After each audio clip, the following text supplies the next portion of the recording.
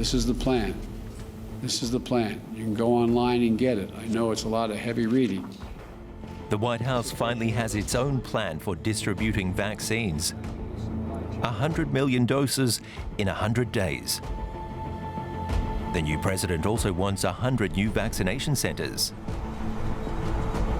And to enlist scores of retired doctors, trained nurses, and medical students. We will get through this. We will defeat this pandemic. And to a nation waiting for action, let me be the clearest on this point. Help is on the way. The coronavirus has infected and killed more people in the US than anywhere else in the world. Well, Biden better get cracking. Close to 500,000 people have died in the United States. Officials are converting sports stadiums and grocery stores into vaccination centers. Mobile units are on their way to underserved areas. The plan's ambitious, but it needs to be. Surrounded by the coronavirus. In her illustration, It's All I Think About, visual artist Sandra Bedelack expresses her feelings about the pandemic. Her biggest hope was getting a vaccine, and the date was already set. When I got the appointment, I called everyone. I told everyone, I got an appointment. It was like winning the lotto. But then New York City ran out of vaccine doses. I didn't know that it had been changed until I saw something on the news, and some friends sent me things saying that they were canceling all the rest of the appointments on Thursday. Personally, no one emailed me, no one called me. She's one of at least 23,000 people in New York City whose appointments were canceled. 15 vaccine hubs shut down over the weekend. New York authorities blame the federal government. New York blames the federal government. They said they had additional dosages in reserve that they would send. They said will increase the supply. They never did. This is one of the vaccine hubs here in New York City that had to close due to the vaccine supply shortages. Thousands of appointments had to be cancelled, and many other parts in the US are experiencing very similar problems. The Biden administration is under huge pressure to solve this problem quickly.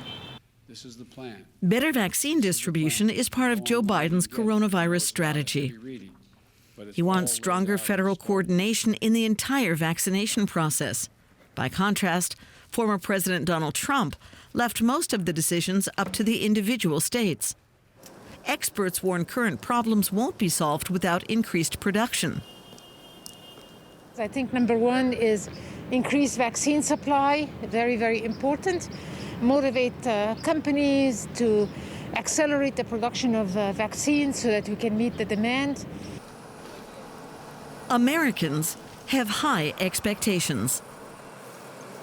I haven't been able to see my family for almost a year now.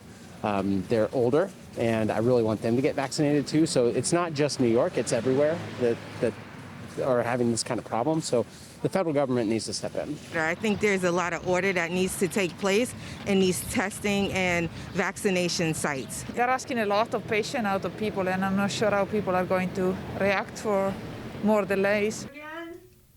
Sandra Bedelack's appointment was rescheduled. But after the last cancellation, she's now much more skeptical. I'm just hoping that they're going to come through with it, but now I don't believe them anymore. I trusted them last week, but not now. It'll take more time until the vaccines free Americans from the virus. How much time? Monica Gandhi is a professor of medicine and associate chief in the Division of HIV Infectious Diseases and Global Medicine at the University of California, San Francisco. Good to see you again, Monica. How much longer do you think this will take, this vaccine drive? Yes, so we have been plagued by many difficulties in the U.S. with this transition of power, but President Biden has committed to purchasing 200 million more doses, which meant that we had 400 before, supposedly. This is 600. This is enough to vaccinate the entire U.S. population with the 2 doses, and the current estimates are by the end of the summer. So things are slower than we had hoped and anticipated in the United States. What about his promise of 100 million shots in 100 days? Can he achieve that? We are not yet at that goal either, but I actually think that can happen. I do think that can happen. He signed what's called the National Defense Production Act last week. Actually, it was one of his first executive orders when he came into office, which allows more supplies in a sort of a war emergency-like situation to help produce more doses. So we thought we had the doses and we didn't have the doses. So I think the 100 is achievable. Biden also wants to release all available vaccine for immunization, according to reports, rather than withholding half of it for the second dose as Trump planned. How wise is that? I actually think that is a very good idea. The immunogenicity, or the amount of antibody production that you get with a single dose, is actually extremely high. And of course, we do need the second dose. That's ultimately what's required. But increasing the duration between those two doses is likely to have no harm in the ultimate efficacy of the vaccine. And the purpose is to get as many people some immunity as we can. We've been the epicenter of the pandemic since March 26th in the United States. We have had the worst pandemic in the world. So anything that we can do to increase vaccination rates is indicated. If you're waiting, though, these poor people who are waiting weeks to hear whether or not they're going to get that second dose, how much longer can they wait? So, I mean, the first dose will at least give, over the first couple of weeks, 52% efficacy. Depending on the vaccine, it can go up to 80%. They can go up to 6. Right now, the CDC has said the second dose can be given 6 weeks later. Wow. There is no, even though the trial said 3 and 4 weeks respectively, in vaccines in general, increasing the duration usually does not diminish the efficacy. And we're in an emergency situation, so this one dose strategy and then giving the second later, I actually think is biologically absolutely indicated. The US also wants to boost surveillance of new variants, but critics call for a systematic nationwide strategy for sequencing the genomes of coronaviruses. I mean, don't you need to be able to act quickly on mutations?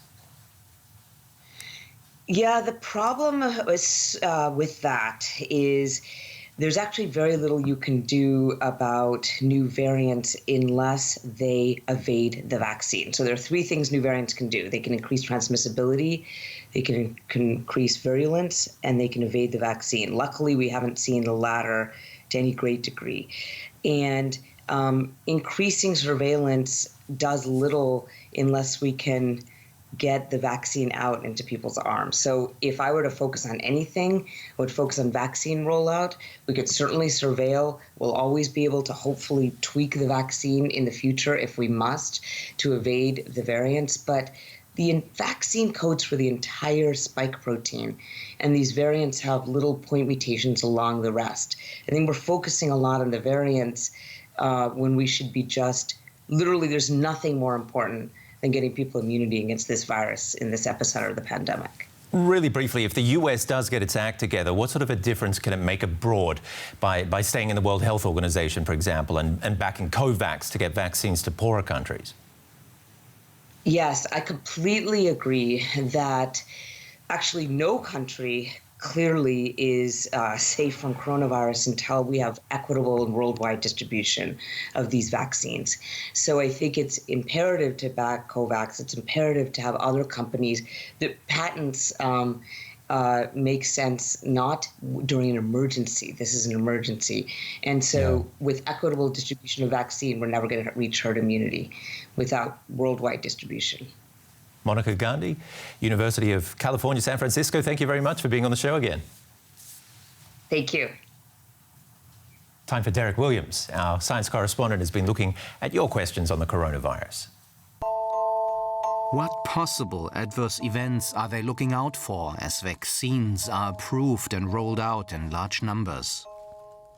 Temporary side effects like fatigue or headache or a slight fever are fairly common with many of the vaccines that have been launched. But around 70 million people worldwide have received at least first doses so far, and major adverse events remain extremely rare. A handful of people per million have had serious allergic reactions after vaccination, which is a side effect that occurs, by the way, occasionally with vaccines for other diseases as well. But so far, no deaths from anaphylactic shock have been linked to getting a COVID vaccine. In Norway, over 30 deaths recently among very frail elderly people that occurred soon after they received a shot might have been linked to their vaccination, and authorities there have adjusted guidelines for the moment, but only for that specific group. A few isolated cases of facial paralysis, usually temporary, have also been reported, but the experts say that any link there is very tenuous. Monitoring systems are, of course, in place to watch out for any other possible adverse effects that might not have been identified in trials. For example, anything that might be longer term. Moving forward, authorities will be looking very closely to see whether, for example, certain rare autoimmune disorders occur more frequently in people who've been vaccinated, although there's currently no evidence that the vaccines that have been authorized so far can actually have those effects. In general, experts are in wide agreement that with a few exceptions, almost everyone should get vaccinated when they have the chance, because the benefits simply far outweigh any potential risks.